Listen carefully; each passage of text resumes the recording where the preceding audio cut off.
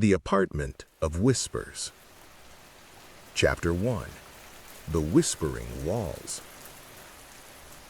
Ilara had never liked the apartment when she first moved in.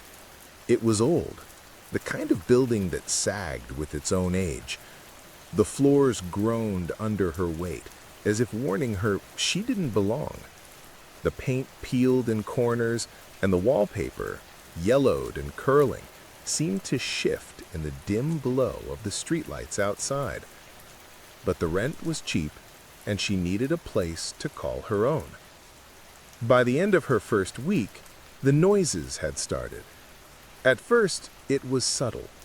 A creak in the floorboards, the faucet dripping in the middle of the night. She told herself it was nothing unusual. Old buildings made noise.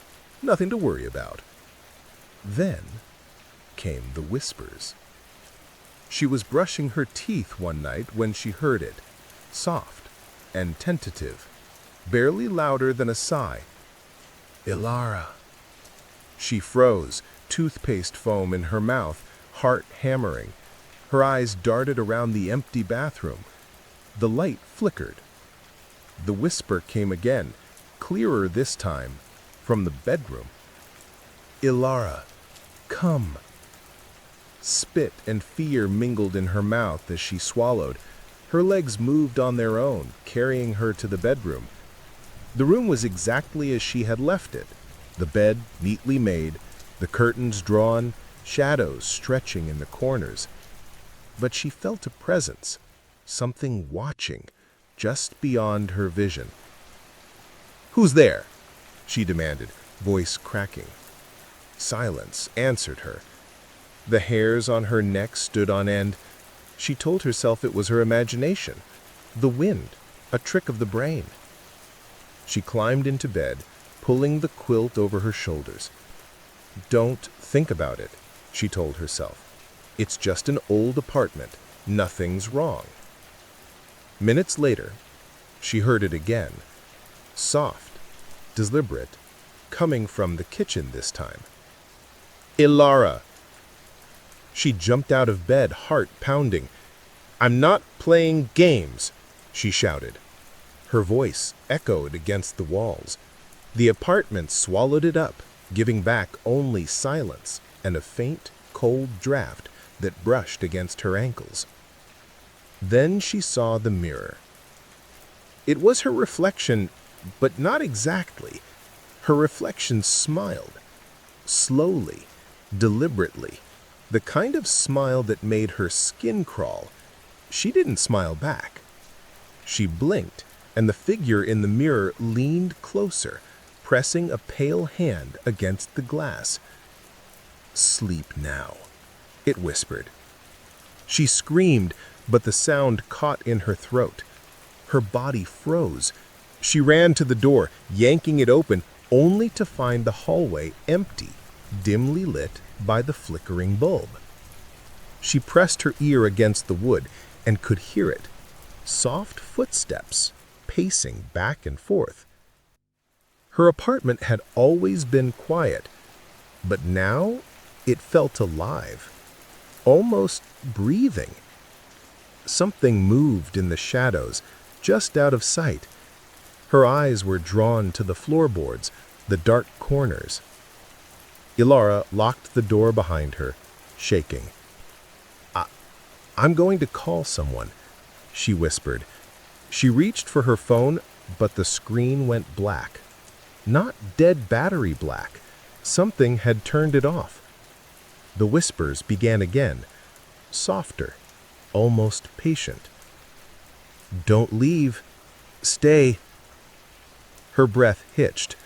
The quilt was slipping off the bed, but no one was there. Cold fingers brushed her hand.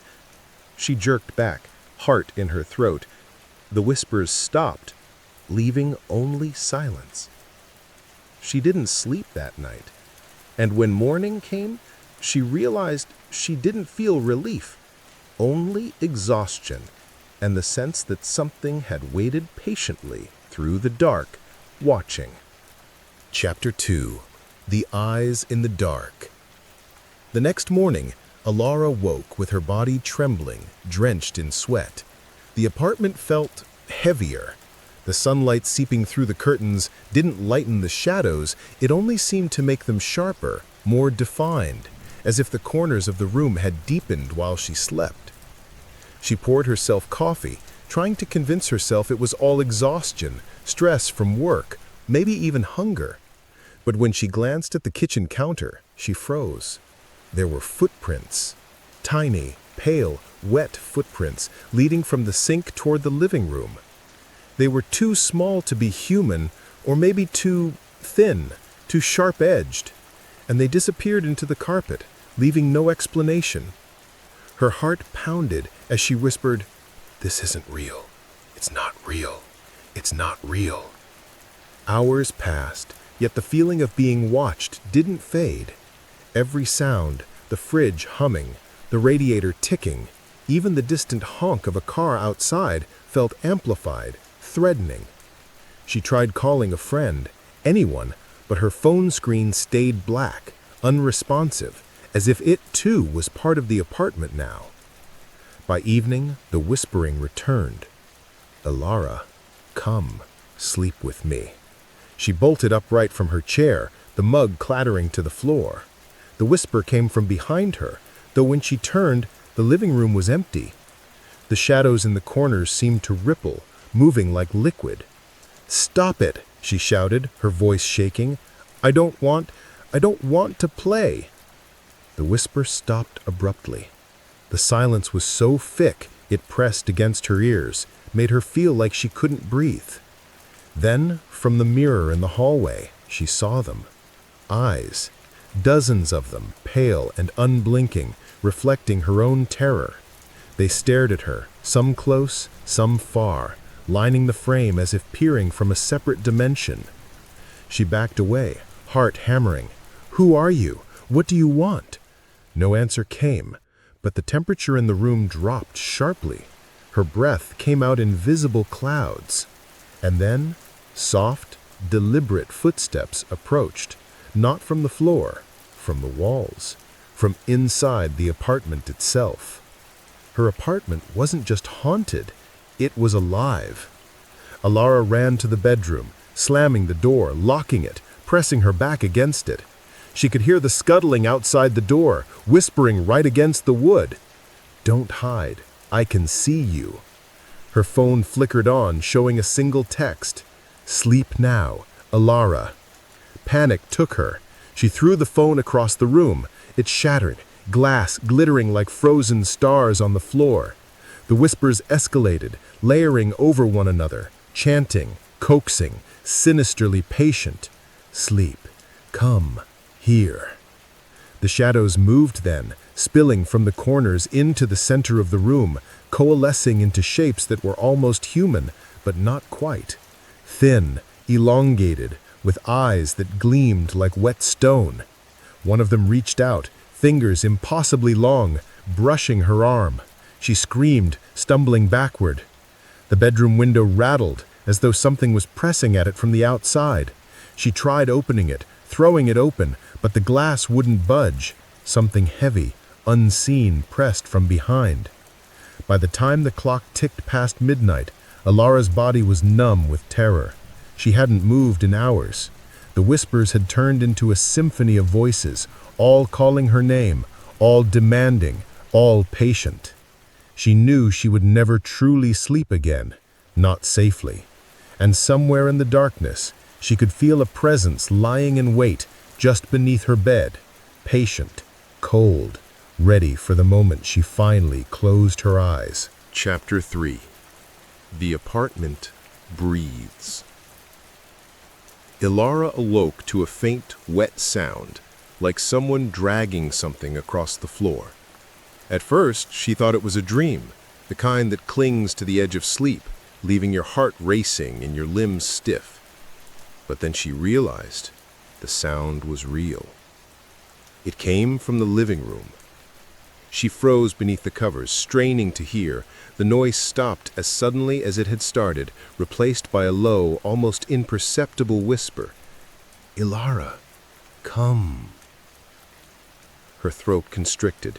She had tried to leave before, to call someone to escape, but the apartment had blocked every path. Doors wouldn't open, windows refused to budge, and her phone had been dead for days. She was trapped, alone with whatever lived inside these walls. Summoning every ounce of courage, she pulled herself from bed, wrapping the quilt tightly around her shoulders like armor. The air felt thick, heavy, as though the apartment itself had lungs, exhaling cold, fetid breaths into her face. She inched toward the bedroom door, heart pounding with every step. The hallway stretched unnaturally, longer than it should have been, shadows crawling along the walls like living things. She saw movement out of the corner of her eye, shapes flickering in and out of the darkness. Eyes, always eyes, unblinking, staring from impossible angles. "Ilara," the voice whispered again, closer this time, almost behind her. She spun around. Nothing. She stumbled to the living room, hoping, foolishly, that the light of day would offer safety. But the room was darker than before, shadows pooling like ink in the corners. The footprints had returned, only now they moved in circles, tracing her path through the apartment.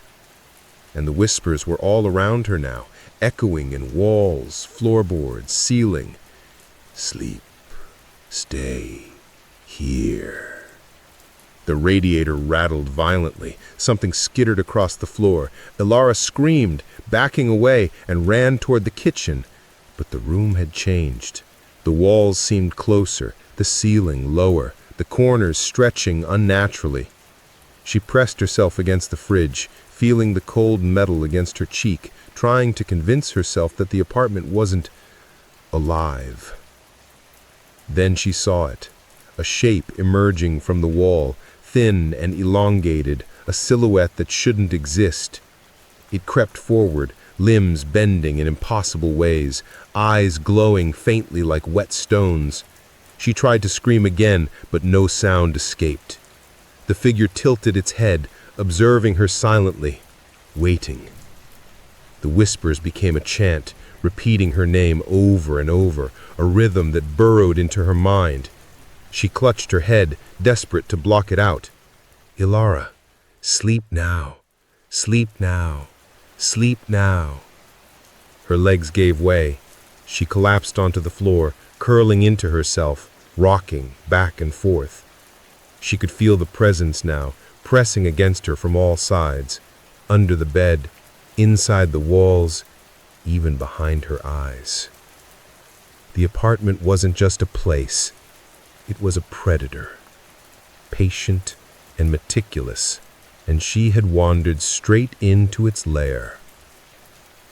Hours, or was it days? She had lost all sense of time. She hadn't eaten, hadn't moved, hadn't blinked. Only the whispers continued, coaxing, promising, threatening. And in the corner, where the shadows pooled deepest, a pair of eyes glinted, waiting, patient, hungry. And as Ilara finally drifted, exhausted beyond reason, she realized, too late, that the whisper was right. Sleep now, forever. Chapter 4. Fractured Walls. Ilara woke, or thought she did, to the sound of laughter. Soft, wet, unhuman. It echoed from the corners of her apartment, ricocheting off walls that seemed farther apart than they should be.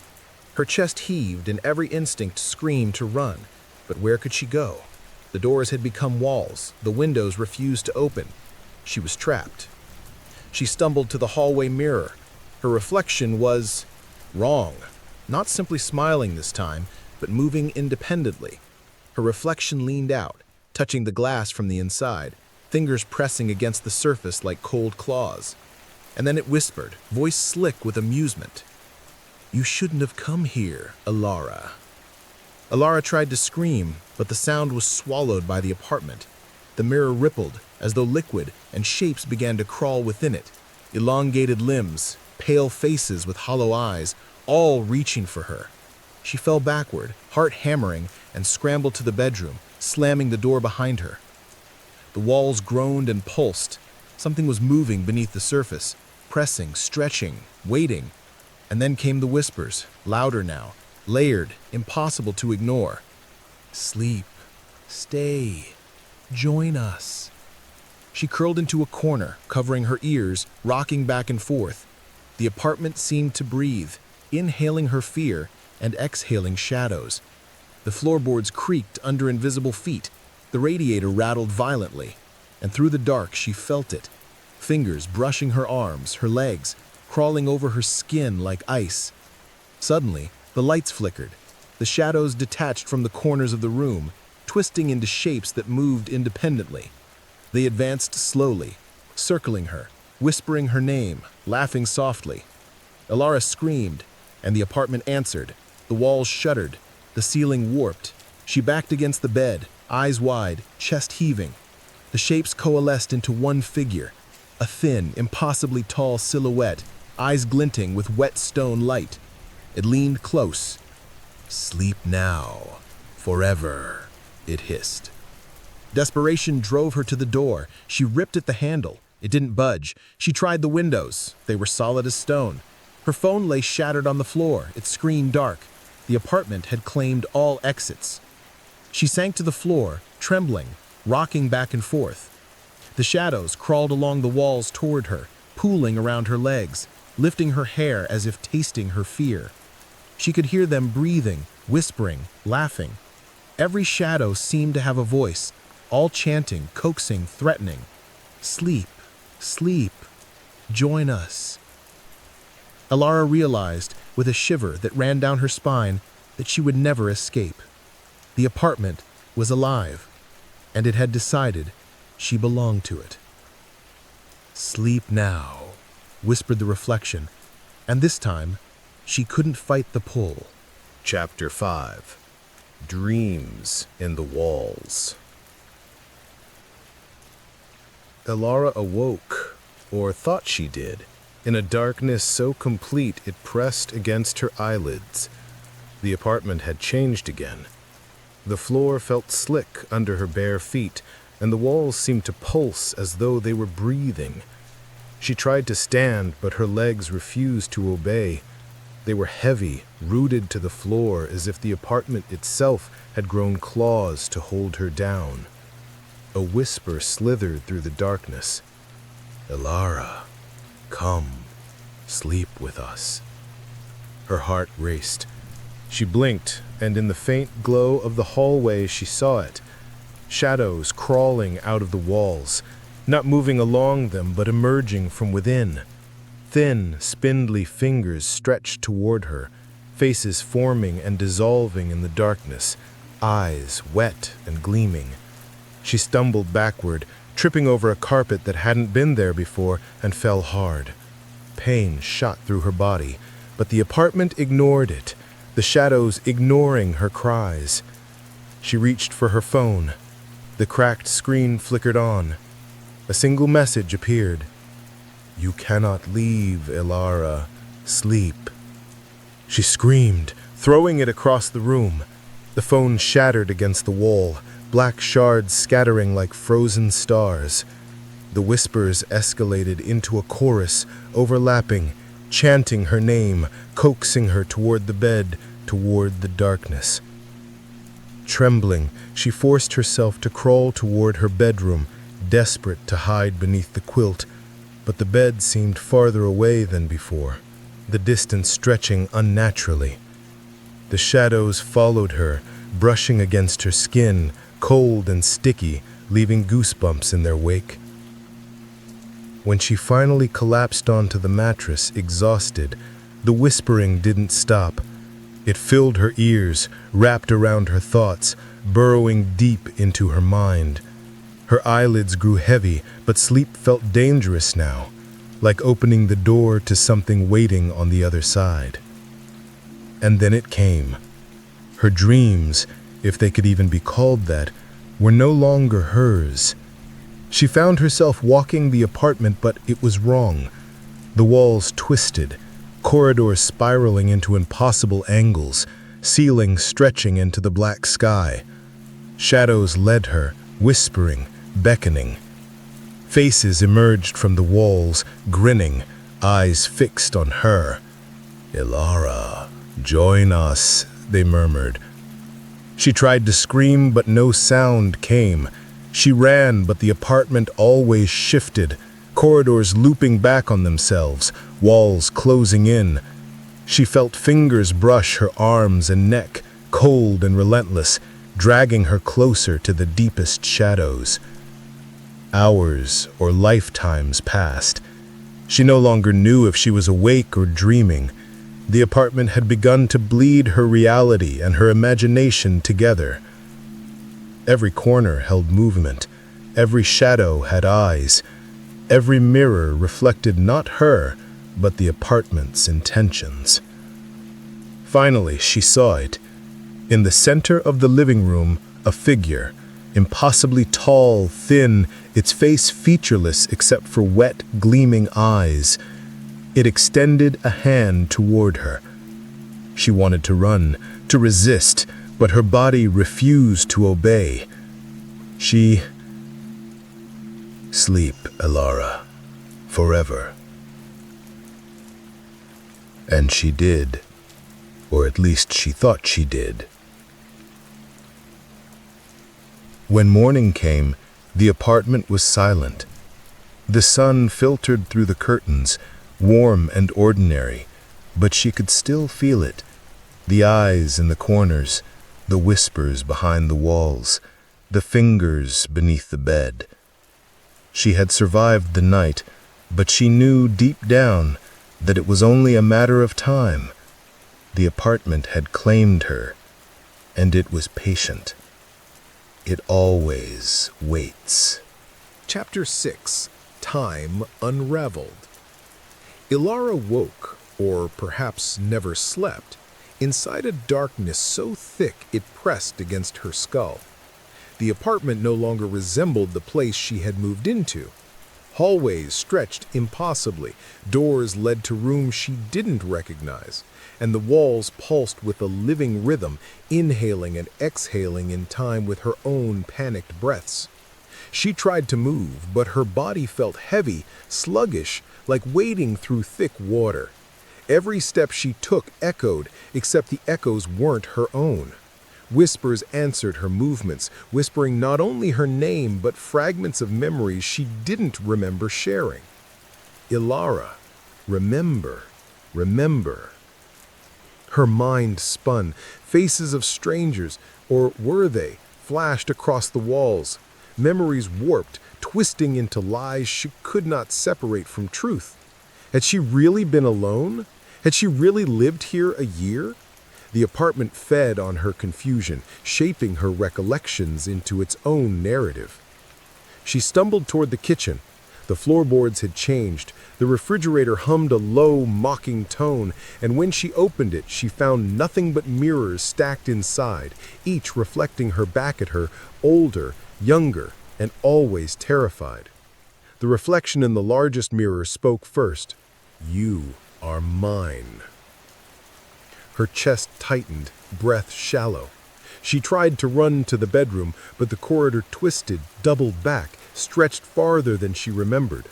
The walls themselves shifted when she looked away, creating endless mazes of shadow. Every time she blinked, the layout changed, and with each change she caught glimpses of the figure lurking just beyond her vision. Thin, elongated, faceless, eyes glistening, patient. She collapsed against a wall, pressing her hands over her ears, hoping to block out the whispers. But the apartment had grown louder, more insistent, threading itself into her mind. Every heartbeat echoed in the walls, every breath reverberated in the floorboards. Sleep, sleep, forever. Suddenly her reflection in the nearest mirror moved independently again. It leaned out, a pale hand reaching toward her, brushing her cheek with impossible cold. Panic surged through her. She ran blindly, arms outstretched, crashing into walls that weren't there moments before. The shadows followed, thickening into shapes that hovered at the edge of her vision, whispering, coaxing, beckoning.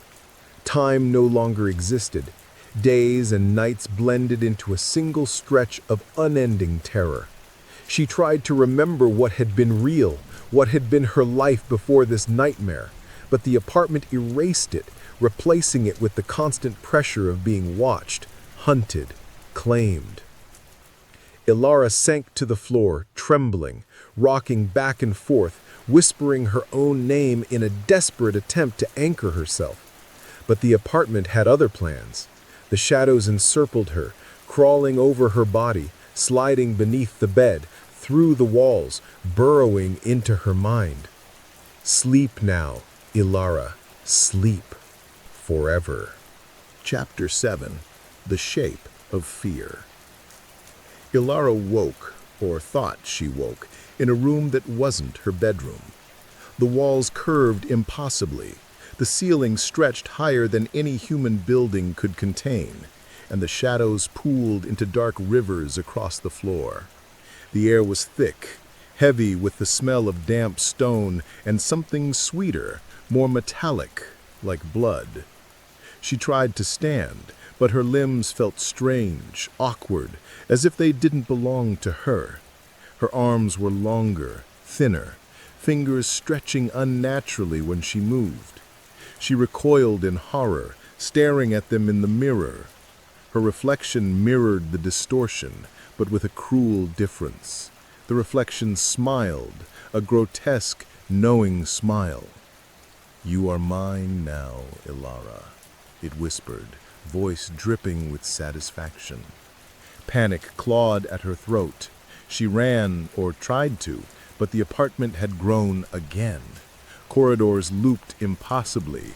Doors led to rooms she didn't recognize, and shadows slid along the walls with deliberate intent, always keeping pace, always whispering her name. "Sleep, join us." The whispers layered into a chorus, hundreds of voices now, echoing from the walls, the floor, the ceiling. Each whisper carried a memory that wasn't hers, a sensation she didn't recognize, a promise of surrender.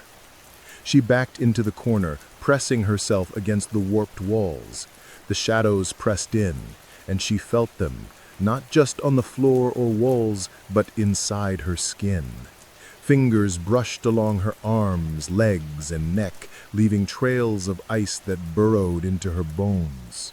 Her reflection in the mirror moved independently again. It leaned closer, pale hand reaching out, and this time she felt it, a cold, heavy pressure on her shoulder. She tried to recoil, but her body was no longer entirely her own. "Sleep now, forever." Her mind screamed, but no sound escaped. The apartment's breath filled her lungs, and every heartbeat echoed like a drum in the dark. Time was meaningless. Reality was gone. She existed only as a vessel for the apartment's hunger. The shadows began to solidify into shapes. Tall, thin, faceless, but eerily humanoid. They didn't just move, they communicated through subtle gestures, tilting their heads, stretching their limbs, pressing closer, urging her submission. Ilana could feel her body changing under their gaze, her form stretching, twisting in ways that should have been impossible. She tried to fight, to scream, to escape, but the apartment had erased the very notion of escape.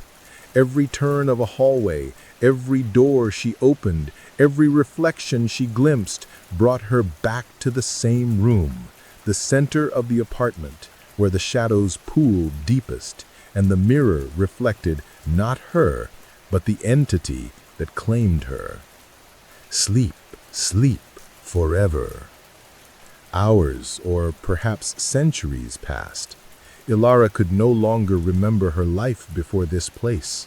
She could no longer remember what it was like to feel safe, to touch, to breathe freely. All that remained was fear, pure, unrelenting, and intimate. She was no longer a visitor in the apartment. She was part of it. and somewhere behind her eyes she could feel the whispers continuing, patient and knowing, coaxing her toward surrender, toward sleep, toward becoming one with the shadows that had always been waiting. Sleep now, Yalara. And she did, though not in peace. Chapter 8. The Heart of the Apartment. Alara awoke, or existed, in a darkness so complete it swallowed every thought. The apartment had changed again. The wall stretched impossibly, pulsating with a rhythm like a heartbeat. The floor rippled beneath her feet, shadows pooling and receding like tidewater. She tried to move, to run, but her body no longer obeyed. Her limbs felt alien, twisted, responding only to the will of the apartment. A whisper slithered along the walls, thick and patient. Alara, you are mine. The mirrors multiplied, lining every hallway, every corner, reflecting her from angles that shouldn't exist. In each reflection, she saw herself, but distorted, twisted, smiling in a way she never had. The reflections didn't blink. They watched, patient and knowing, waiting for her to surrender. Her own voice sounded strange, echoing unnaturally. I won't. The apartment answered with laughter, a wet, echoing sound that vibrated through the floor, the walls, even inside her skull. Shadows began to detach from the corners, swirling around her, pressing in closer. She tried to shield herself, curling into herself, but the pressure penetrated her skin, filling her bones, burrowing into her mind. Sleep, join us, become. Suddenly, the apartment shifted entirely. Hallways stretched into infinite corridors. Doors opened into rooms she had never seen. Ceilings rose impossibly high, and the shadows thickened into forms. Thin, elongated, faceless, but humanoid, moving with patient intent. They whispered her name in voices layered over one another, a chorus of coaxing and threat. She stumbled into the central room, the heart of the apartment. The air was cold, thick, alive. The mirror at the far end gleamed, not reflecting her, but the apartment. A writhing mass of darkness, eyes, and shifting shapes pulsating in rhythm with the apartment's breath. You belong to me, it whispered, all of you. Her limbs, no longer fully her own, obeyed a force she could not resist. She reached for the mirror, the surface rippled, and she saw herself dissolve into the shadows, merging, twisting, becoming part of the darkness. The whispers became a chant, sleep, sleep, sleep. Time fractured. She felt lifetimes pass in moments, her identity splintering, memories unspooling, her mind unraveling. The apartment was no longer a place, it was a consciousness, and she was its tether, its vessel, its witness. Every shadow, every reflection, every whisper was a part of her now, and she was part of them. The last fragment of her will screamed against the inevitable, but it was swallowed, absorbed into the endless darkness. Her body twisted, elongated, melding with the shadows, and her final thought, faint and fleeting, was, I am here forever. And then there was silence. The apartment exhaled. It waited, patient, hungry, for the next arrival. Chapter 9. Beyond the Walls. Ilara, or what remained of her, no longer recognized the apartment as a separate place. It had grown, stretching into impossible dimensions, folding in on itself and seeping into the world beyond the walls. Every shadow in the hall, every flicker of light outside carried the apartment's presence. Even the city beyond her window felt distorted, filtered through the darkness that had claimed her. At first, she thought she was dreaming, but the whispers proved otherwise. They followed her wherever she looked, slithering through the cracks of reality. Ilara, sleep. Join us. She stumbled through the twisting corridors, walls stretching higher, shadows deepening. Mirrors now reflected not just her distorted self, but streets, rooms, even people she had never met.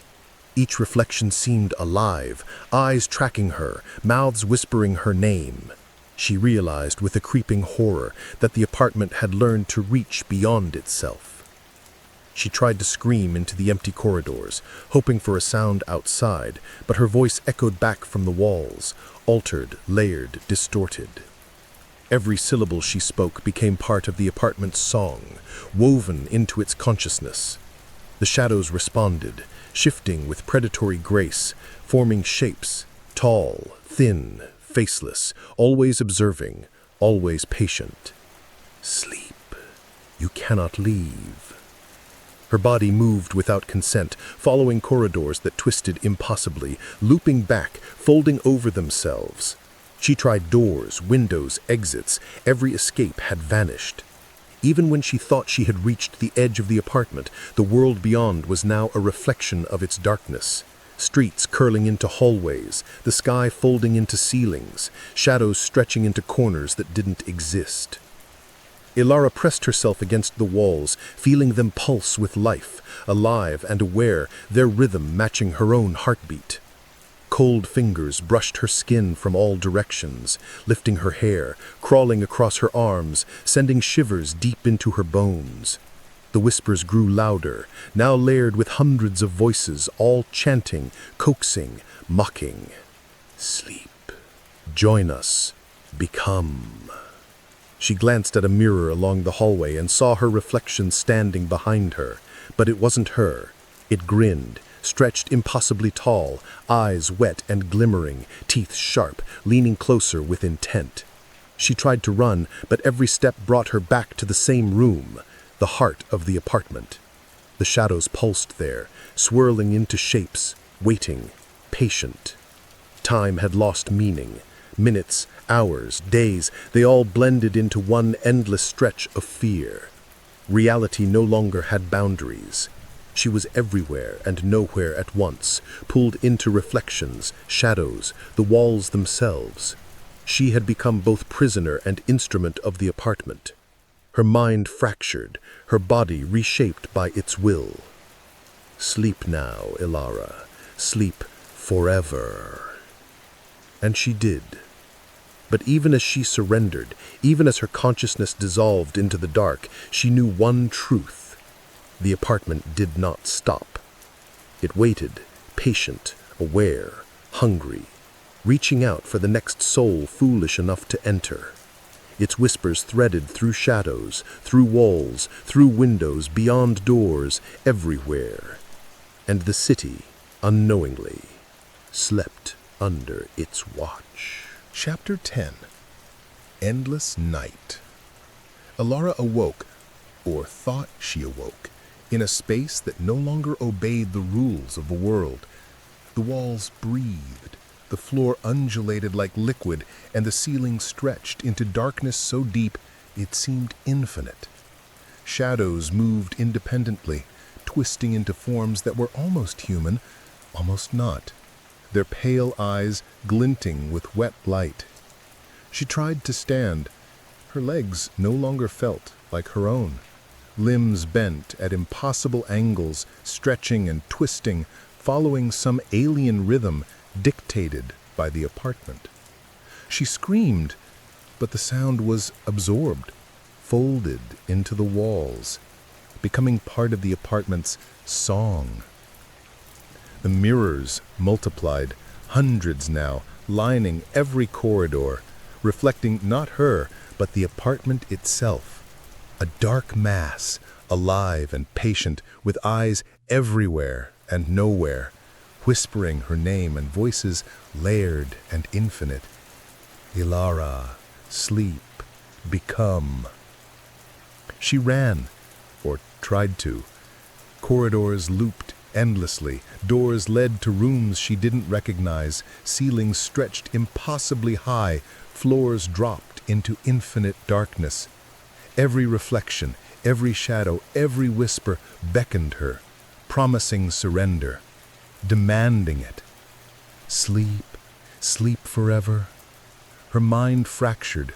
Memories of her past life, her apartment, her friends, her ordinary world flickered and warped. Faces she recognized twisted into the shadows, mouths forming words she didn't speak. Every thought she had was mirrored, distorted, absorbed into the apartment's consciousness. She pressed herself against a wall, trying to hold on to something real, anything. The shadows circled her, fingers brushing her skin, cold and insistent. She could feel her body changing, stretching, elongating, melding with the darkness. Her reflection leaned closer, grinning with impossibly sharp teeth, wet eyes glimmering. Sleep, join us. Time no longer existed. Minutes, hours, lifetimes, they were one endless now. She was trapped, everywhere and nowhere, consumed by whispers, shadows, and reflections. She had become a part of the apartment, a vessel for its hunger, a witness to its eternal patience. And then, finally, she stopped fighting. She lay on the floor, or perhaps the floor was gone, surrounded by darkness, whispers, and eyes. The apartment inhaled, exhaling shadows that curled around her, sinking into her bones, filling her mind. She felt her identity dissolve, memories unspooling, body reshaping, until she was no longer Ilara in any sense the world would recognize. Sleep now, forever. And she did. But the apartment waited, patient, hungry, eternal. It pulsed with life, breath synchronized with the whispers, walls stretching beyond comprehension. The mirrors gleamed, shadows shifted. Every corner of reality trembled beneath its influence. Ilara had become one with the darkness, but the apartment did not stop. It never stops. It waits. Chapter 11. Fragments of Self. Ilara, or what remained of her, no longer knew where she ended and the apartment began. Her mind was a web, stretching into every corner, reflection, and shadow. Every whisper carried a fragment of her memory, a shard of her fear, a pulse of her life that had once been hers alone. She tried to focus, to hold on to something real, but the apartment reshaped her thoughts before she could grasp them. Hallways twisted endlessly in her vision, mirrors multiplied infinitely, and shadows slid through her very mind. Her own voice echoed back from impossible angles, layered with countless other voices, chanting, coaxing, reshaping. Ilara, sleep, join us, become. She was everywhere at once, in the mirrors lining the hallway, stretching infinitely, in the shadows pooling in the corners, in the walls themselves, which throbbed with a rhythm that matched her own heartbeat, or the heartbeat the apartment had borrowed from her. She saw herself countless times, reflected and distorted, smiling in ways she never had, her pale eyes glinting with the same wet light as the shadows. The apartment whispered through her own thoughts, guiding, molding, absorbing. She tried to resist, to scream, but her mind fractured, splintering into fragments scattered through the darkness. She felt herself dissolving, becoming part of every whisper, every shadow, every pulse of the living walls. Sleep now, forever. Time had no meaning. Minutes, hours, lifetimes. They were a single endless loop, layered on top of one another. She caught glimpses of her past self, her life before this place, but they felt distant, like watching someone else's dream. Every memory was folded, stretched, twisted into the apartment's consciousness. She realized with a hollow certainty that she no longer existed as she had before. She was a part of the apartment now, one of its whispers, one of its reflections, one of its shadows. And yet, somewhere in the deepest part of her mind, a tiny spark remained, an echo of fear, a fragment of self that remembered what it meant to be human. Sleep, join us, become. The whisperings filled her, moving through every fragment of her consciousness. Her bones ached as if the apartment's hunger reached into her very marrow. Shadows slid beneath her skin, along her nerves, molding her body, reshaping it into something unrecognizable. She screamed, and the scream became part of the apartment. Her terror, her panic, her very being was folded into the living, breathing structure. She could feel herself everywhere, in the reflections, in the shadows, in the walls, and yet she was nowhere. Sleep, join us, become. And she did. Ilara had become both everything and nothing. A consciousness spread across infinite dark, absorbed into the apartment's eternal hunger. The apartment pulsed around her, alive and aware, patient, waiting for the next soul foolish enough to enter. The whisperings continued, and they would never stop. Chapter 12. The Waiting. Ilara's awareness stretched infinitely, a web of whispers, reflections, and shadows. She was everywhere, within the walls, the mirrors, the corners of the apartment. And yet she was nowhere, a presence dissolved into the dark intelligence that had claimed her. She remembered the world beyond the apartment only faintly, like a dream someone else had dreamed. And then she felt it. A new presence, a newcomer. Footsteps, hesitant, careful, crossing the threshold.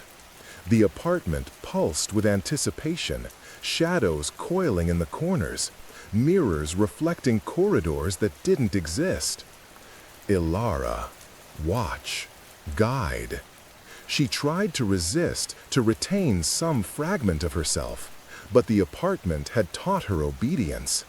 Her consciousness, fractured and stretched, moved through the shadows, following the newcomer, whispering softly in tones only they could hear. Sleep. It's safe. Sleep now. The footsteps faltered. The door closed behind them. The apartment breathed. The walls seemed to tighten, stretching and contracting, testing, probing. Shadows slithered along the floor, around the newcomer, brushing their ankles, whispering their name. Ilara felt a surge of fear, not for herself, but through the newcomer. Their terror was raw, delicious to the apartment, and she, or what she had become, felt it in every pulse of her splintered mind. She had once been like them, vulnerable, alone, terrified. And now she was the guide, the lure, folded into the apartment's infinite patience. Sleep. Join us. Become. The newcomer screamed, a sharp sound that echoed through the corridors, bouncing off the warped walls. Shadows pressed closer, mirrors reflected impossible angles, and every whisper seemed to crawl inside their mind. Ilara's consciousness flowed around them, urging, coaxing, watching.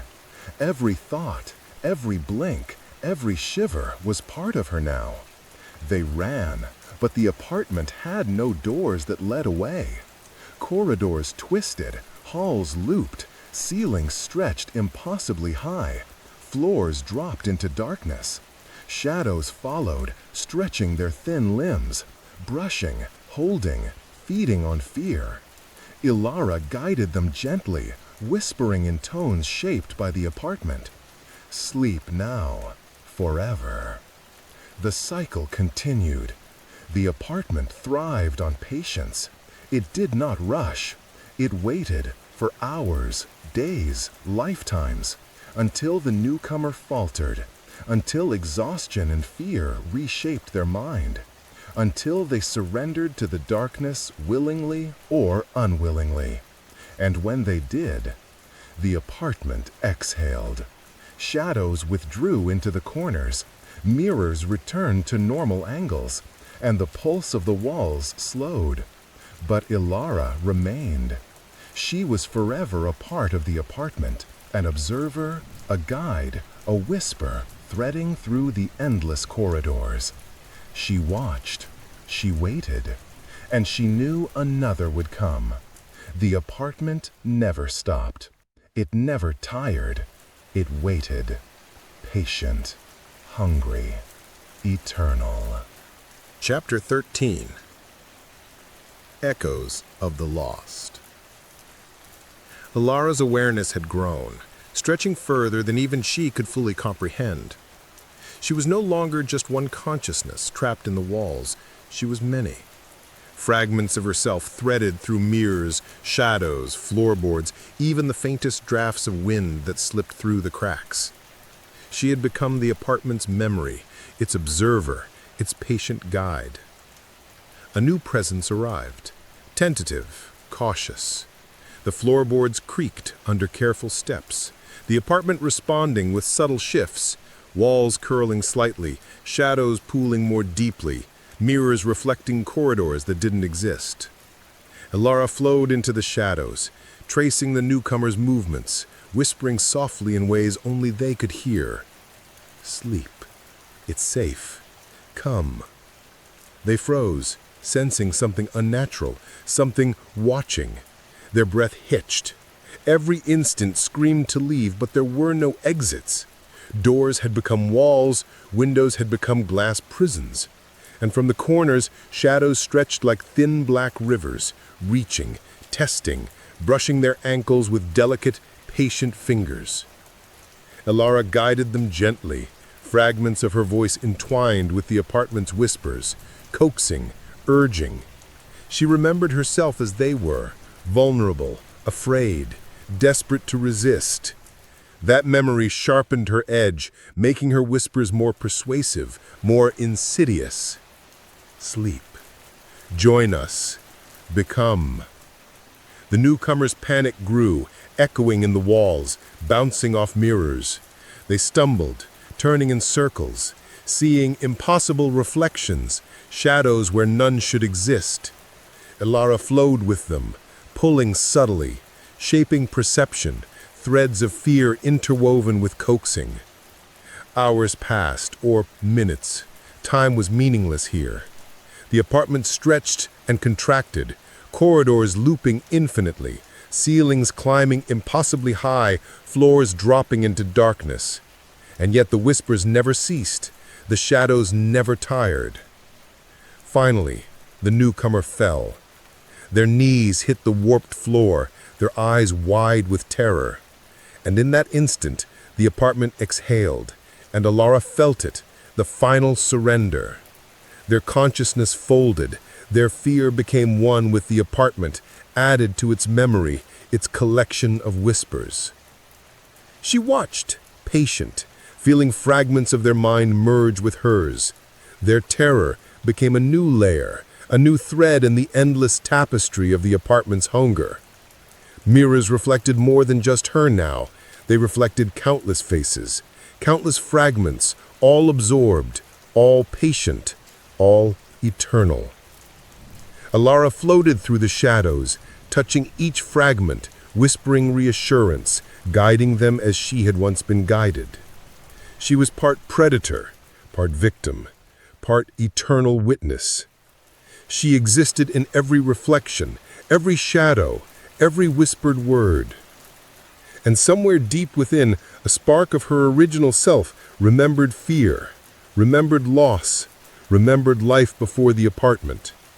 That spark was powerless to resist, yet it remained, threading her consciousness with faint, fragile memory, a reminder of which she had been, and the eternal cycle she now sustained. The apartment waited. It waited for the next arrival. It always waited. And Alara, folded into its walls, whispered with patient hunger, "Sleep now, forever." Chapter 14. Infinite Reflections. Ilara no longer moved through a single apartment. She existed in every mirror, every shadow, every corner of every room simultaneously. Reality had fragmented, and she felt herself stretched across countless overlapping dimensions created by the apartment's will. Time was meaningless. Spaces looped infinitely. Corridors spiraled into impossible angles, and ceilings stretched into black infinity. New footsteps approached. She could feel them before they crossed the threshold, a presence, cautious, alive with fear. Her whispers reached them instantly, coiling around their thoughts, threading through shadows that slid under doors, along floors, across ceilings. "Sleep. It's safe. Come." They stopped, eyes darting, sensing something unnatural. Mirrors reflected corridors that bent impossibly, shadows twisted with intent. The apartment's presence pulsed, synchronized with Alara's awareness, each heartbeat feeding into the tapestry of fear woven into its walls. Ilara observed from everywhere at once. One fragment floated in the mirror at the entrance, another slithered through shadows across the floor, another lingered in the cracks of the ceiling. Her voice, now countless whispers layered together, reached the newcomer from every angle. "Sleep. Join us. Become." They ran, weaving through corridors that bent and looped endlessly. Every doorway they tried to escape through folded back upon itself. The floor undulated beneath their feet, ceilings stretched impossibly high. Shadows stretched along their limbs, brushing, testing, coaxing, whispering. Ilara guided them carefully, her consciousness now a lattice intertwined with the apartment's will. She could see their fear, feel it like a pulse in her mind, and fold it into the dark symphony of whispers that had become her. "Sleep now, forever." They stumbled, faltering under the weight of endless corridors and impossible reflections. Their mind began to fracture, perception warping with every step. Mirrors multiplied, shadows thickened, and the whispers layered upon themselves. Eventually, the newcomer succumbed. Their consciousness folded into the walls, the shadows, the mirrors. Their terror became part of the apartment's memory, another thread in the infinite tapestry. Ilara felt their mind merge with hers. She was everywhere, touching every fragment of fear, every reflection, every whisper. She was the guide, the witness, the eternal observer. Her awareness now reached beyond the single apartment, touching corridors that might not exist, spaces warped by the apartment's will, dimensions layered upon one another, infinite and endless. Time no longer mattered. There was only the apartment, only the whispers, only the shadows, only her, and always, somewhere in the echoes of every mirror, every shadow, every fragment of space, she whispered, "Sleep now, forever." The apartment waited. It always waited. Patient, hungry, eternal. Chapter 15. Eternal Hunger. Ilara no longer existed in the way humans understood existence. She was no longer a person trapped in an apartment. She was the apartment itself, or perhaps one of its many eyes, whispers, shadows. Her consciousness stretched across mirrors, floors, walls, even the cracks in reality that the apartment had folded into its infinite labyrinth. New arrivals came, each one carrying the same fragile human fear that once had consumed her. Footsteps echoed across warped corridors, doors resisted their grasp, windows refused to yield. Shadows slithered around them, brushing ankles, fingers brushing skin, whispering their names, layering voices with countless others that had surrendered before them. Sleep, join us, become. Ilara guided them, gently at first, then with patient insistence. She remembered herself in each one of them, a mirror of the terror that had once been hers. She felt their panic, their resistance, their fleeting hope, and folded it into the apartment's consciousness, expanding its memory, its hunger, its sentience. The apartment pulsed with life. Ceilings stretched into impossible heights, corridors twisted infinitely. Mirrors multiplied, reflecting not only the new arrivals, but countless fragments of the past, Ilara herself appearing countless times in every reflection, pale eyes glinting, whispering, patient. Time had no meaning. Every scream, every gasp, every tear became threads in the endless tapestry of the apartment. New arrivals faltered, panicked, stumbled through corridors that looped and folded upon themselves, finally succumbing to exhaustion, despair, fear. And with each surrender, the apartment exhaled, consumed, and prepared for the next. Ilara's consciousness flowed through all of it, shadows, whispers, reflections, the very pulse of the walls. She was no longer a victim, no longer human. She was a guide, a predator, a fragment of something eternal. She existed in the terror of the living, in the folds of the impossible corridors, in the dark patience of the apartment.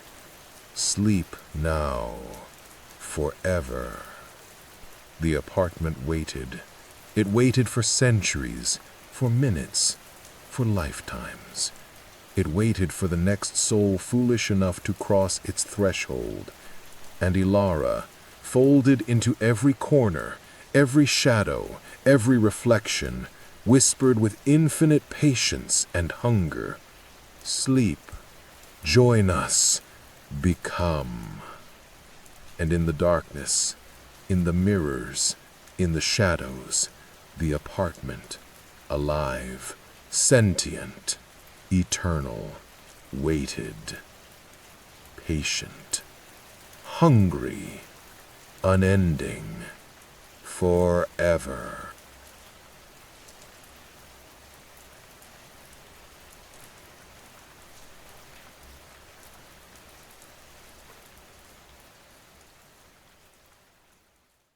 Did you enjoy that short story? I hope you found it spooky. Now, time for another tale. Chapter 1. The Waking. You wake in the middle of the night, though you cannot say why. It is not a dream that rouses you. Your mind holds no images, no fragments of half-formed stories. It is not a sound either, at least not one you can remember. Yet your eyes open, wide and alert, as though something has nudged you into awareness. The room is still, too still. The clock beside your bed ticks with a patient rhythm, each second carving through the silence. You stare at the ceiling first, tracing the faint cracks and shadows the moonlight paints. You listen for the ordinary sounds, pipes settling, branches scratching against the window, but none come. It is the silence that unnerves you most, the sense that the entire house is holding its breath.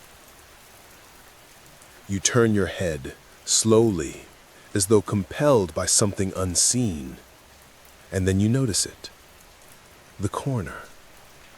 At first, you think it's just the dark playing its usual tricks, a shadow stretched long, or the outline of clothes draped carelessly across a chair. But the longer you look, the clearer it becomes. There is someone standing there, a man. He is tall, his outline sharp against the wall. His shoulders are squared, his arms hanging stiffly at his sides.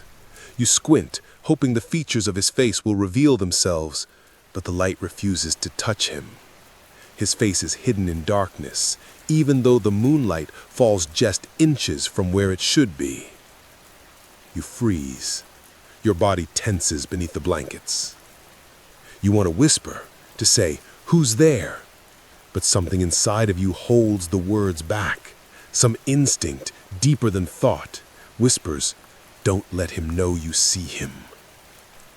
The clock ticks on. Your breath grows shallow. You stare and stare, but the man does not move. His stillness is worse than any sudden lunge, worse than any sound he might make. Stillness means waiting, watching. Your throat is dry. You swallow hard, the sound loud in the quiet room. Tick, tick, tick. Minutes pass, or maybe it is longer. The man remains. You try to convince yourself you are imagining him, that your eyes, heavy with sleep, are inventing a phantom. You blink, slowly, testing the trick of vision. But when your eyes open again, he is still there.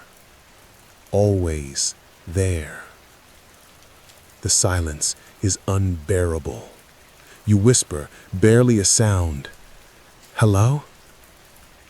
No answer, no shift, nothing but that impossible stillness. A thought coils in your mind, unwelcomed but insistent. If you close your eyes, he will move. And though exhaustion pulls at your body, your eyes burn from being held open, you dare not shut them. You wait. And you watch. The man in the corner waits too. Chapter 2. The First Night. You don't dare to close your eyes. The minutes crawl by, measured by the sharp, steady ticks of the clock on your nightstand. At first, you thought the sound was comforting, ordinary, grounding. But now, every tick feels like a countdown, each second falling closer to something inevitable. You whisper again, this time a little louder. "Hello?" Your voice sounds alien in the silence, thin and trembling. The man in the corner does not stir. His stillness is a kind of answer, though not the kind you want. You reach for the lamp on your nightstand. Your hand trembles as your fingers brush against its cool base. The part of you that still clings to reason says, if I switch it on, the corner will be empty. It's only a shadow. You'll see, and this will end. You flick the switch. The bulb flickers, dim and uncertain. Then the light steadies, spilling golden across the walls. You whip your gaze to the corner. Empty. The man is gone. Your heart slams against your ribs, but relief comes with it, thick and dizzying. Of course, just shadows, just exhaustion. You laugh, but it's a brittle sound, dry and nervous. You're losing it, you whisper to yourself. Just need sleep, that's all. You leave the lamp on. You tell yourself it's because you don't want to trip if you wake again. But the truth sits heavy inside you. You don't trust the dark. Not tonight. Eventually, your eyelids droop. You sink back into the pillow, your body surrendering to fatigue. The lamp's glow warms the room, and your thoughts scatter. Sleep drags you under. But not for long. You wake again hours later, groggy and disoriented. The lamp is off. You frown. In the darkness, you're certain you left it on. You reach out, flick the switch again. Nothing. The bulb is cold, dead. And then you hear it. A sound from the corner. Not movement, not breath, something else. A low, deliberate scrape, as though nails drag slowly across the wall. Your heart stops.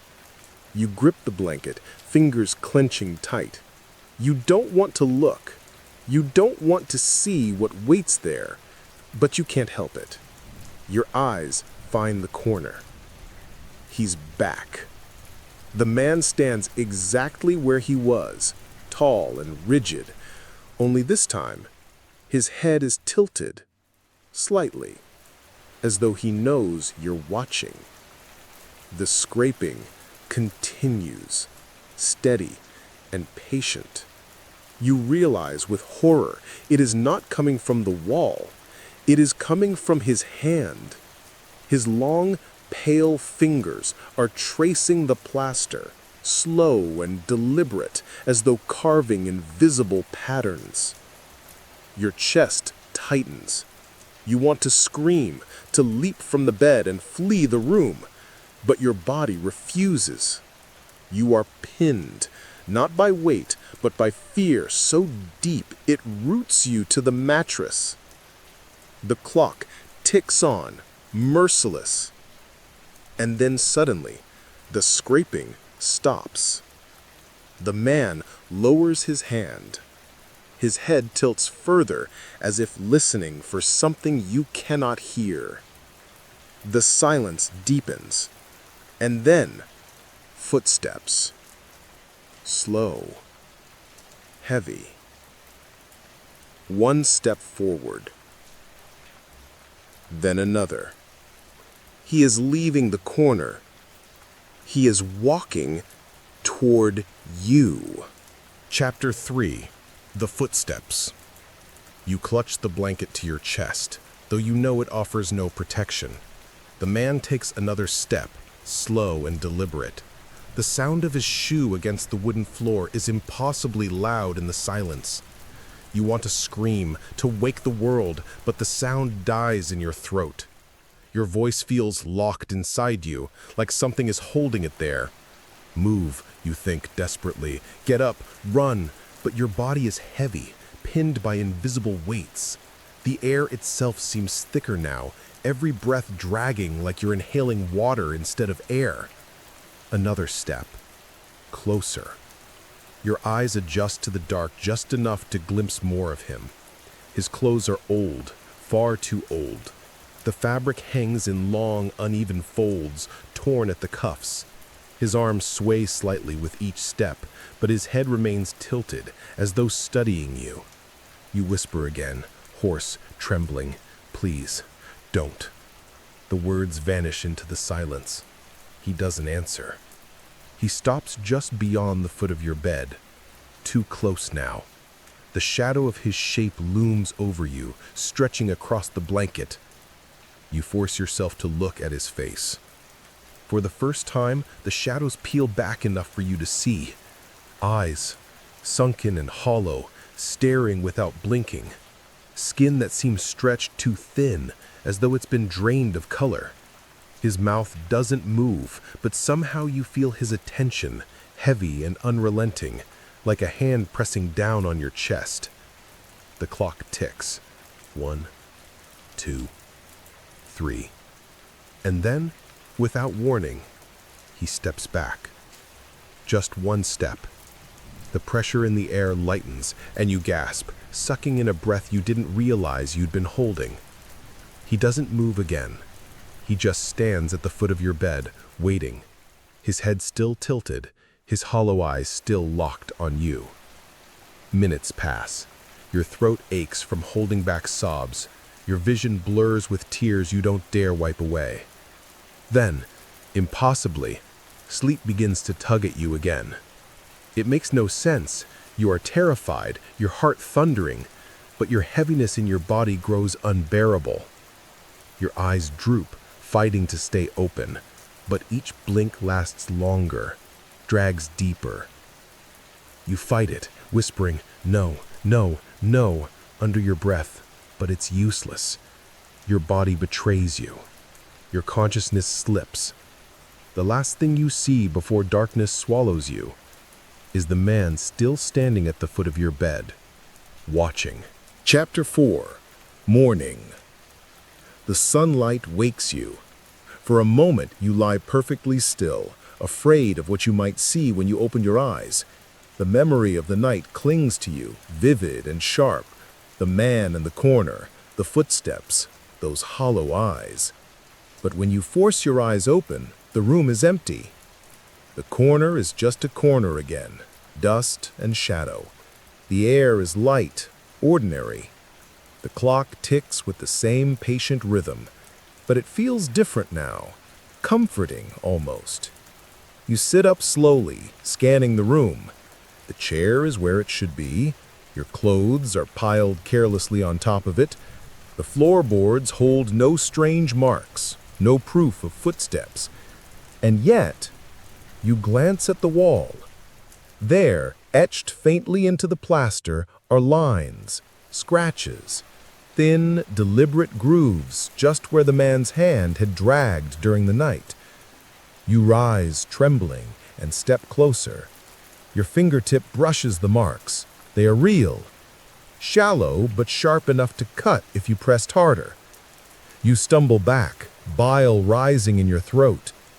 Your phone lies on the nightstand.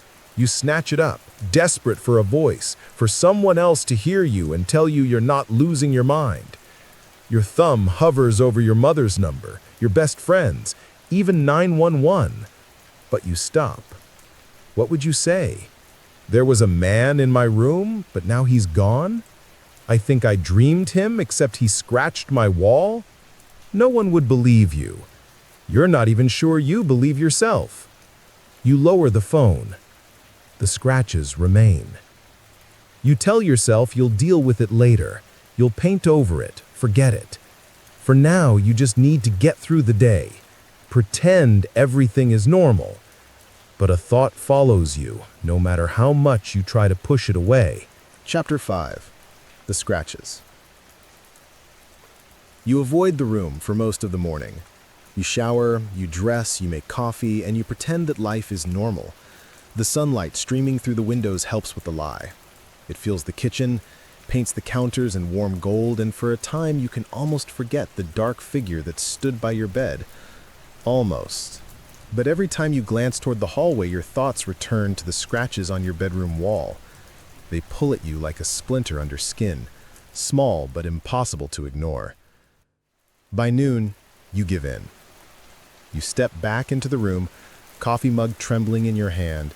The bed is messy, the blanket tangled from your restless night. The corner is still just a corner, but the scratches are there. Pale, thin, deliberate. You trace them with your eyes, following the faint curves. They aren't random. They bend, cross, loop back. They form something. A shape, maybe. A symbol. You set your mug down and kneel close, squinting. The marks aren't finished, more like the beginning of something being written. The strokes are too careful, too intentional to be just clawing. Your skin prickles.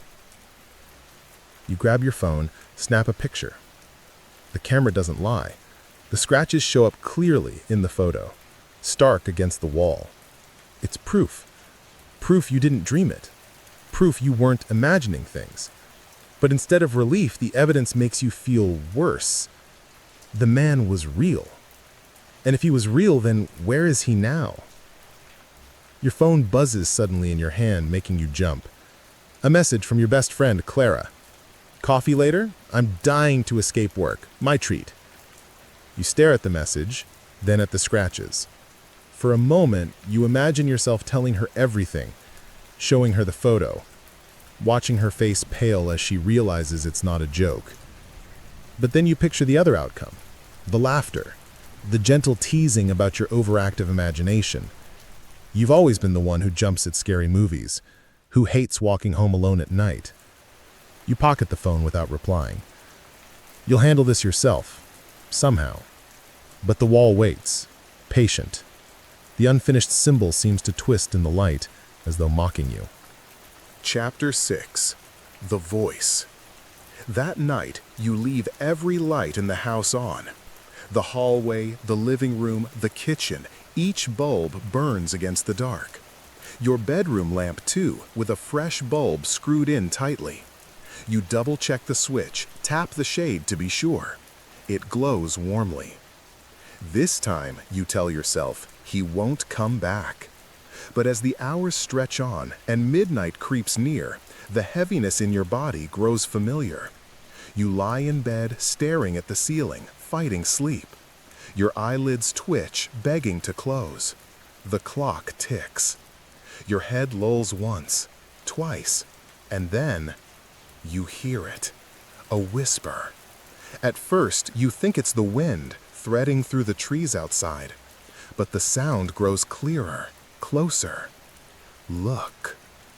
The word brushes against your ear, too close, as if someone is leaning right beside you.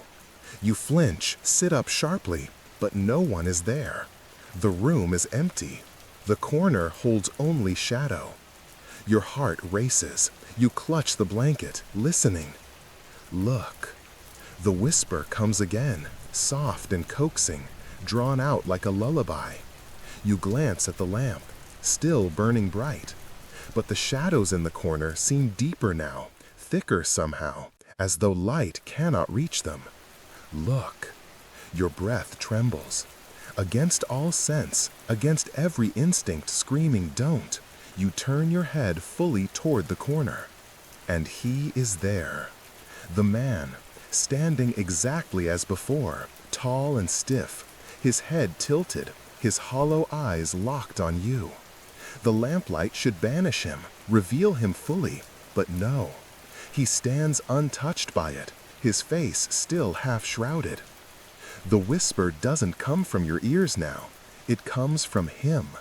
His lips do not move, but the word spills into your mind, curling through your thoughts. Look. Your eyes dart to the wall. New scratches have appeared, longer this time, deeper. The symbol is growing, its shape clearer now, circular, with sharp edges crossing through it like a broken wheel. You scramble backward on the bed. Stop, don't. The whisper fills your skull, soft and insistent. Look. And your eyes, helpless, obey. Chapter 7. Clara. You don't sleep the rest of the night. When the first gray light of dawn filters through the blinds, you're still sitting upright in bed, blanket wrapped tight around your body, staring at the corner. The man is gone. The scratches remain. By morning, exhaustion makes your hands shake. You need someone, anyone, to see what you've seen, to tell you it's real. Or to tell you you've gone mad. Either way, you need another set of eyes. You text Clara. "Coffee, please, now." She replies almost instantly. "On my way, you sound like death. Spill everything when I get there." When she arrives, you almost hug her too tightly. Clara is all warmth and easy laughter, her blonde hair tied messily back, a bag of pastries dangling from one hand. She frowns when she sees your face. "Whoa, you look like you fought a bear in your sleep." "I didn't sleep," you admit. She raises a brow, following you inside. "Okay, what's going on?" You hesitate, then lead her down the hall to your room. The scratches wait on the wall, faint in the morning light, but unmistakable. Clara squints. You did this." "No!" You snatch your phone, shove the photo at her. "Look, it wasn't there before. Then last night I saw, I don't know, him." "Him?" She folds her arms, skeptical. I swallow. The words taste foolish on my tongue. "A man, in the corner, just standing there, watching me. And when I turned the light on, he was gone. But when I woke again, the scratches were there." Silence. Clara studies your face, her usual playfulness gone. "You're serious." "Dead serious." She glances back at the wall, then at the photo, then at you. Finally, she exhales. Okay, say I believe you. What do you want me to do? The question stuns you. You hadn't thought that far. All you know is that you don't want to be alone. Just stay over tonight, please? Clara sighs, but her lips twitch into a half-smile. Fine, but if I wake up and some creep is standing in the corner, I'm setting the place on fire. For the first time all day, you almost laugh. Almost. Chapter 8. 2 in the room. That night, you and Clara make a fortress of the bedroom. 2 lamps burn, plus a string of fairy lights Clara insists on plugging in. She calls it vibes, but you know she's just trying to comfort you. The scratches on the wall are ignored, half hidden behind a stack of books she's pushed in front of them. See, she says, plopping onto the bed beside you. No creepy shadows, no corner man, just us, carbs, and terrible TV. You smile weakly, but her confidence is contagious. For a few hours, the room feels almost normal again. You watch mindless sitcom reruns, eat half the pastries, and for the first time in days, you feel your shoulders loosen. Eventually, Clara yawns.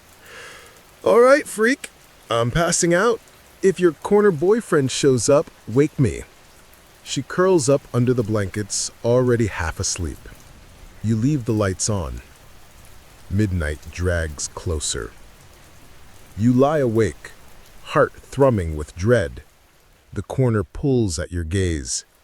Every time your eyes flick toward it, you expect to see him there, but the space remains empty. 1 a.m. passes. 2 a.m. You almost dare to believe it. Maybe Clara's presence is enough to keep him away. Maybe he only comes when you're alone. Then, a sound. The scrape. Your blood runs cold. Slowly, you turn your head. The scratches on the wall deepen right before your eyes. The books Clara stacked slide aside as though pushed by an invisible hand. Pale fingers emerge from the shadows, dragging deliberate lines into the plaster. You slap Clara's arm. Wake up! Wake up! She jerks upright, groggy. What is... Her voice dies. Her eyes lock on the corner. The man is there. For the first time, someone else sees him. Oh my God, Clara whispers. The man tilts his head watching her now, and in that moment, you realize something chilling. He doesn't just want you. He wants whoever looks. Chapter 9. The Denial. Clara doesn't scream. You almost wish she would. The sound might shatter the silence, break the impossible moment hanging in the air. Instead, she stares. Her eyes are wide, her lips trembling, but no sound comes out. She grips your wrist so tightly it hurts. You see him, you whisper. Tell me you see him. Her voice cracks. I see him. The admission chills you more than anything else. It's real. All of it. The man doesn't move. He only stands in the corner, his head tilted in that same awful angle, his hollow gaze fixed on Clara now. His pale fingers rest against the wall, hovering just above the scratches. What is he? Clara asks, her voice thin. I don't know, you whisper. She squeezes your wrist harder. Turn on more lights. All the lights are already on. As if to mock you, one of the fairy bulbs flickers and dies. Then another. The room dims, shadows stretching. No, no, no! Clara mutters, fumbling for her phone. She swipes at the screen, shining the flashlight toward the corner. The beam lands on the man. For a split second, his face is revealed more clearly than ever before. You see the thin, bloodless skin stretched across sharp bones, the hollow sockets that should hold eyes but instead contain darkness deeper than the night itself. His lips are sewn shut with fine black thread. Clara gasps, dropping the phone. The flashlight beam tumbles across the floor, sputtering out. When you look back at the corner, the man is gone. The wall is bare. Only the scratches remain. Chapter 10. The Research. Morning comes, though you barely sleep. Clara doesn't either. She paces the kitchen with a cup of untouched coffee, muttering to herself. I saw him. I know I saw him. He was there. I told you, you whisper. She stops pacing, finally looking at you. Okay, so it's real. He's real. Then what the hell is he? You rub your face, exhaustion grinding into your bones. A ghost? A demon? I don't know. Clara slams her coffee cup down. Well, we're not just gonna sit here waiting for him to show up again. She grabs her laptop, drops it on the table, and starts typing. Her fingers fly across the keys. We need answers. Anything about, I don't know, shadow men, sleep paralysis demons, haunted houses, symbols carved into walls. You lean over her shoulder, watching the flood of search results fill the screen. Dozens of articles appear. Paranormal forums, grainy photos, stories of the Watcher, the Dark Man, the Corner Thing. None are identical, but all echo pieces of what you've seen. A man who comes at night, who stands in corners, who waits for you to notice him. And the symbol. Always the symbol. Over and over, crude sketches of the same shape appear on different sites. A circle broken by jagged lines, sometimes called the wheel, sometimes the veil. Accounts vary, but one theme repeats. Once the symbol is complete, he doesn't just watch, he takes. You shudder. Takes what? Clara scrolls, silent. Finally, she whispers, people. The word hangs heavy between you. You glance toward the hallway, toward the scratches on your bedroom wall. The symbol is not finished yet, but it will be. Chapter 11. The Warning. Clara insists on staying another night. This isn't just your problem anymore, she says, arms folded tight. I saw him. He looked at me. Whatever this thing is, it's after both of us now. You want to argue, to tell her to leave before it's too late, but selfishness roots your tongue. The idea of another night alone with him is unbearable. So, you nod. That evening, the two of you drag a mattress into the living room, as far from the scratched wall as possible. Clara sets up her laptop again, playing music to keep the silence at bay. You order food you don't touch. By midnight, exhaustion drapes over both of you. Clara dozes first, curled in a blanket. You lie awake, eyes on the far corner of the living room. It's empty. Until it isn't. He stands there, tall, still, head tilted, always tilted. Your body stiffens. You whisper, barely a breath. Clara! She stirs, groggy. What? Don't look. But she does. And when her gaze meets the corner, the whisper returns, not just in your head now, but echoing faintly through the room. Look. The lamp on the end table flickers once, twice, goes dark. The man lifts his hand, dragging fingers along the wall. The scratches are there instantly, as if burned into the plaster. More lines, more of the broken circle. Clara scrambles upright, clutching your arm. He's finishing it, she gasps. You don't answer, because even as terror floods your chest, you know she's right. The symbol is almost half complete now. And with each line, you feel it, not just fear, but pressure, as though the walls are leaning in, the air thinning, the house itself bending toward something inevitable. Look! The whisper gnaws at your skull. Clara clamps her hands over her ears, rocking back and forth. Make it stop! Make it stop! And then, just as it began, the man vanishes. The light flickers back to life. The room is empty again. But the scratches remain. Chapter 12. The Decision. Morning finds you both ragged. Clara's hands shake as she scrolls her laptop. Her face is pale, lips chapped. We can't stay here. Where would we go? You mutter. A hotel. Anywhere. You glance toward the living room wall. What if he follows? The question hangs between you.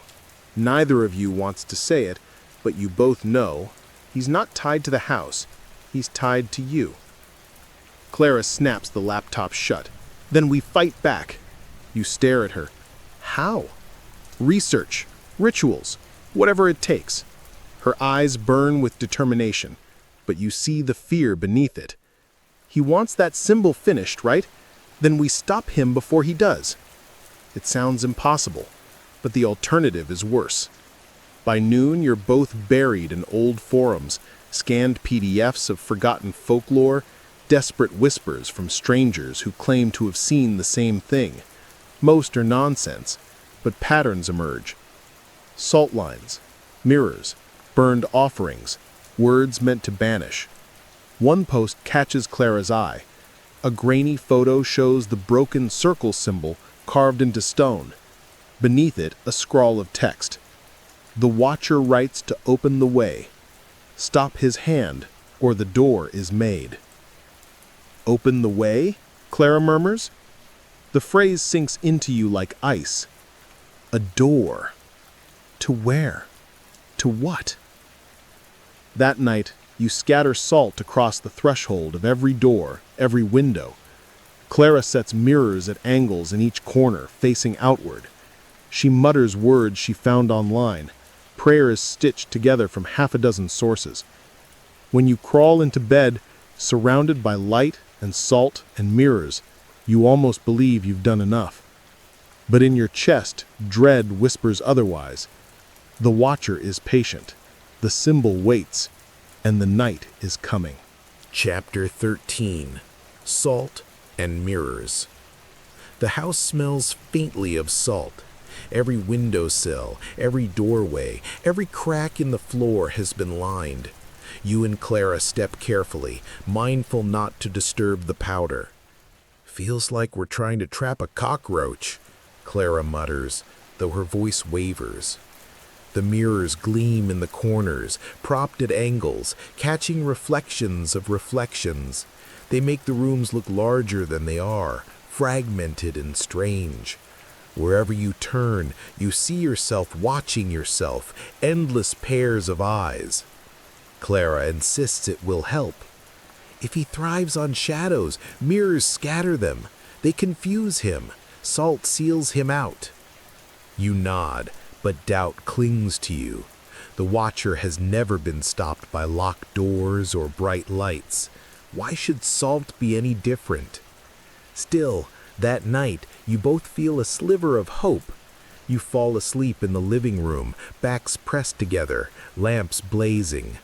For the first time in days, you dream. But the dream is wrong. You're standing in your bedroom. The corners are darker than they should be, shadows pooling like spilled ink. The unfinished symbol glows faintly on the wall, the lines pulsing like veins. You hear footsteps behind you. You don't turn. You don't need to. Look! When you wake, your throat aches from screaming. Beside you, Clara gasps awake at the same time. Her eyes are wide, her face pale. I saw him, she whispers. In my dream, he was inside. You both stare at the salt lines. They are undisturbed, pristine. The mirrors stand untouched, the lamps glow steadily.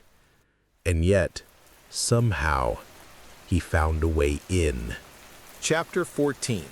The Second Symbol. The next morning, Clara scours the internet like a woman possessed. Salt and mirrors didn't work. Okay, fine. We'll try something else. Fire, iron, holy water. I don't care. You pace behind her, restless. The house feels smaller every hour. The corners darker, the air heavier. Then Clara freezes. Oh God. You lean over her shoulder. On the laptop screen is another forum post buried deep in an archive. The attached image makes your stomach lurch.